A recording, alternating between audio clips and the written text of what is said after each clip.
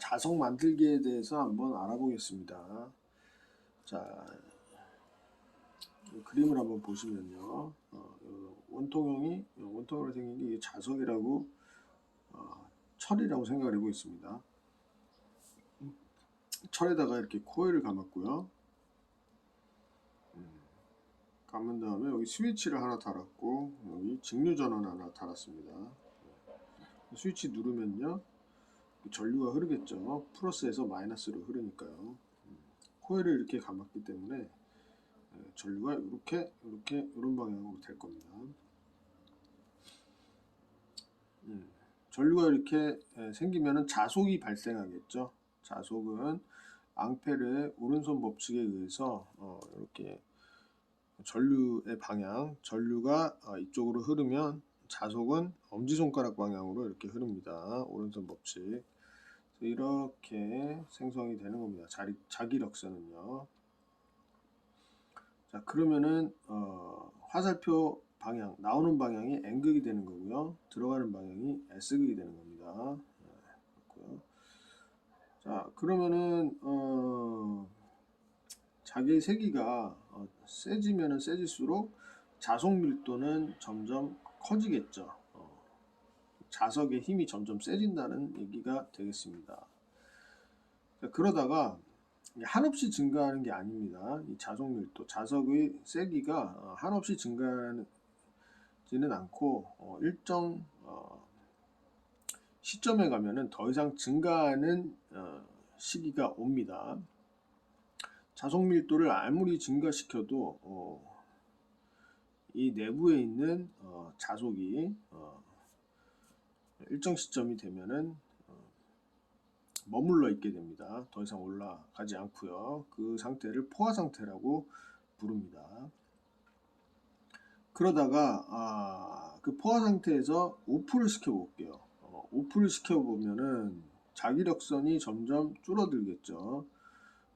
자기력선이 점점 줄어들어서 결국엔 0까지 오게 되겠죠. 0까지 오면 자기력선이 하나도 없는 상황까지 오게 되는데 그 상황에서도 이 안에 있는 자속 밀도는 줄어들긴 하겠지만은 0까지 가진 않습니다. 0까지 가진 않고요. 남아있게 됩니다. 그걸 우리가 잔류자기라고 말을 합니다. 이 잔류자기를 없애려면요.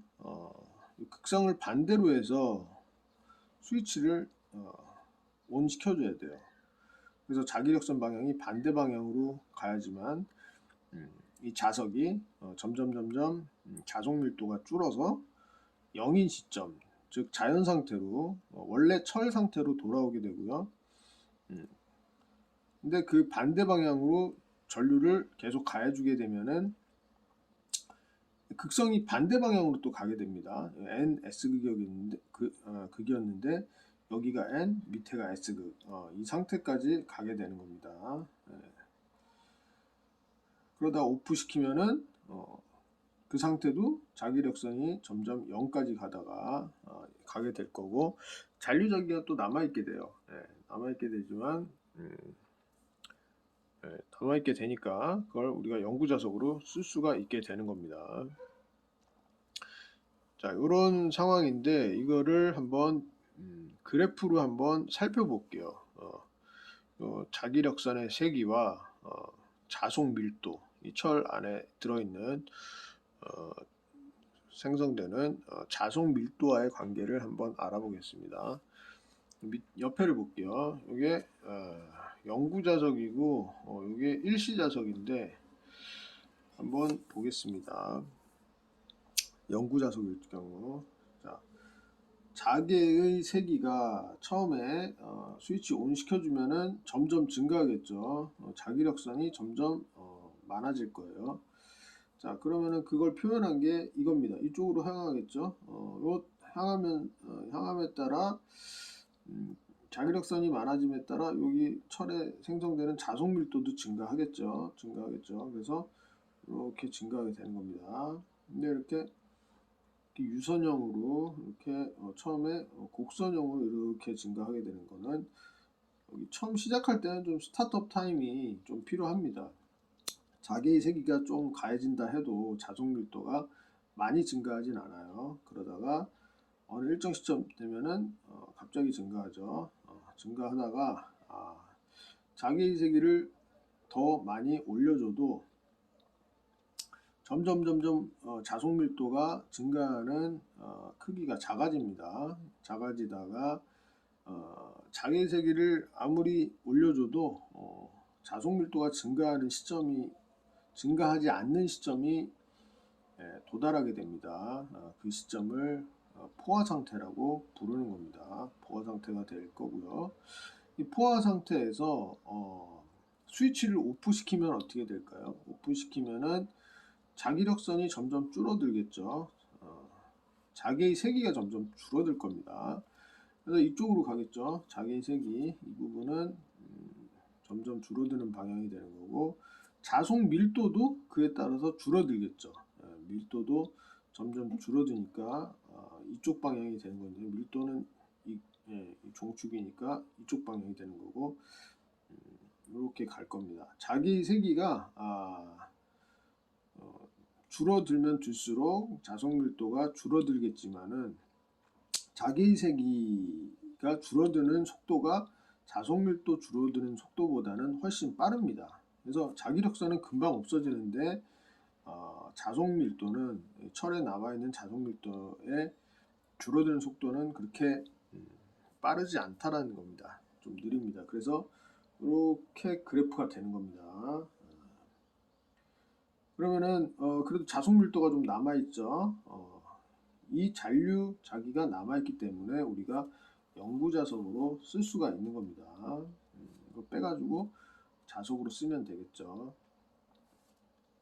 그 상태가 되는 겁니다. 그럼 다시 온을 시켜주면은 어떻게 되나요? 자기력선이 점점 증가할 거고요. 자속 밀도도 증가할 거고, 다시 이렇게 오는 겁니다. 와서요. 포화 상태가 될 거고, 오프 시키면 다시 이렇게 오는 거고, 온 시키면은 이렇게, 오프 시키면 이렇게 되는 겁니다. 자, 이 상태에서 N극과 S극으로 지금 자석을 잘 사용하고 있다가 자석으로 사용하지 않고 일반 철로 돌아오려면 어떻게 해야 될까? 일반 철로 돌아오려면은 자기의 세기를 반대 방향으로 걸어줘야 됩니다. 반대 방향으로 걸어줘야지 자속 밀도도 반대 방향으로 내려오겠죠. 자, 그러려면은 이 배터리를 반대 방향으로 걸어줘야 되겠죠. 반대 방향으로 걸어주면 어떻게 되나요? 그 상태 스위치 누르면은 반대니까 전류가 플러스에서 마이너스로니까 전류가 이번엔 이쪽으로 흐르겠죠.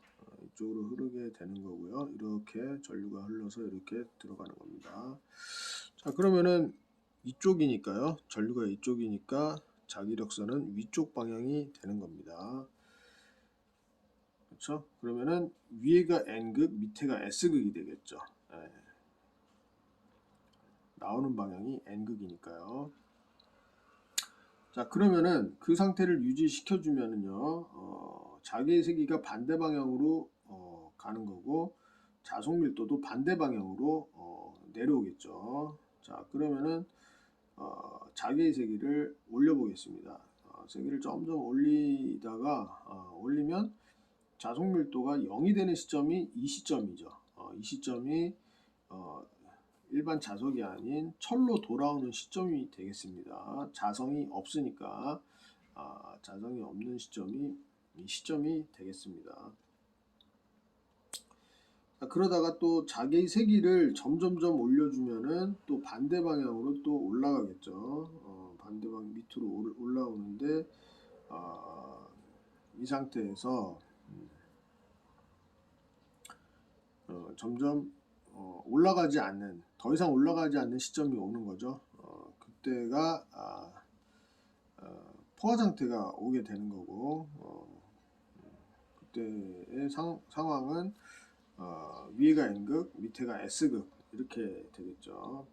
그러다 오프 시켜주면 어떻게 되나요? 오프 시켜주면은 자기의 세기가 점점 줄어들고 자속 밀도도 줄어들 겁니다. 그렇죠, 이렇게. 그러다가 자기 세기가 0이 되는 시점에서도 남아있는 잔류자기가 남아있는 게 있을 수 있겠죠. 그렇게 있게 되면은 그거를 가지고 영구 자석으로 쓰는 겁니다. 대신 극성이 반대겠죠. 반대가 되는 거고요. 그리고 다시 이쪽 방향으로 가려면은 다시 원래 배터리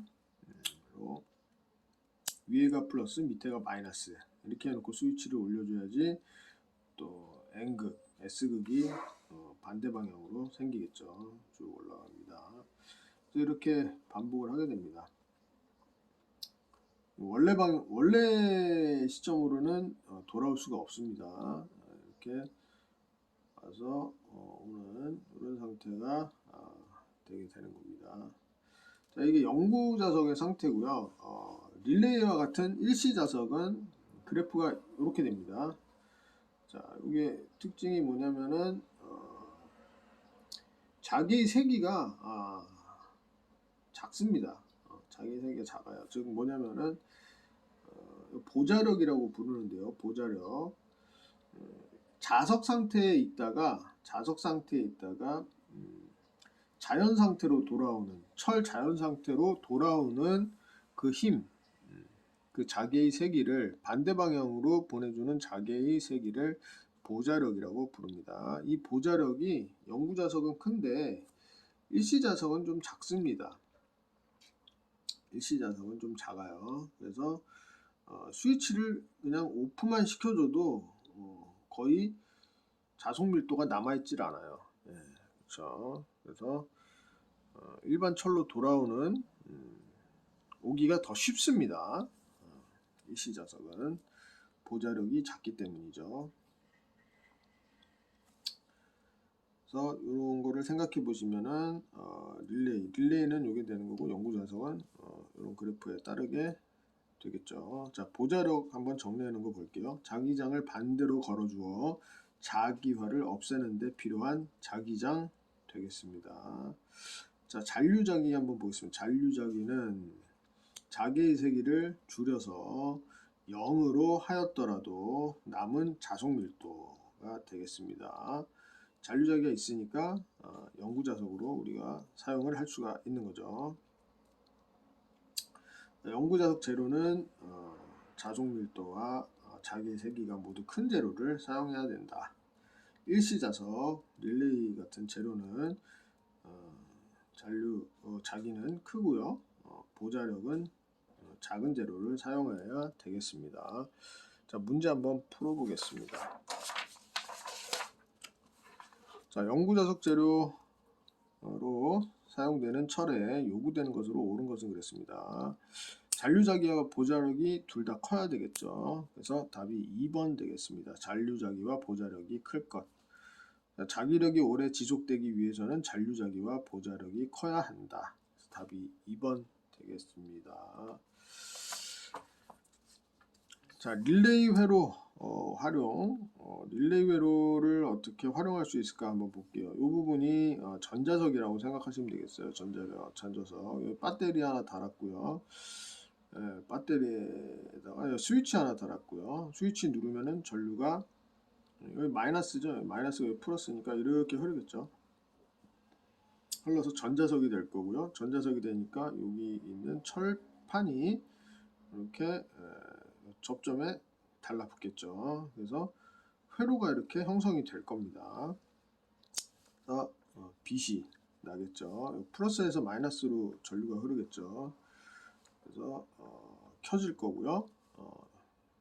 오프 시키면은 전자석이 일반 철로 돌아오는 거죠. 그러면 이렇게 스프링이 있기 때문에 위로 올라가겠죠. 그래서 오프가 되면서 램프가 꺼질 겁니다. 회로로 그려보면 이렇게 되겠죠. 시퀀스 회로로 그려보면 이렇게 되는데 누르면 플러스에서 마이너스로 이렇게 흐르게 되니까요. 릴레이가 온되고 달라붙죠. 램프가 켜지게 되는 겁니다. 이렇게. 자, 오프 시키면은 떨어지니까 램프 꺼지겠죠. 이런 회로를 만들어 볼 수가 있겠습니다.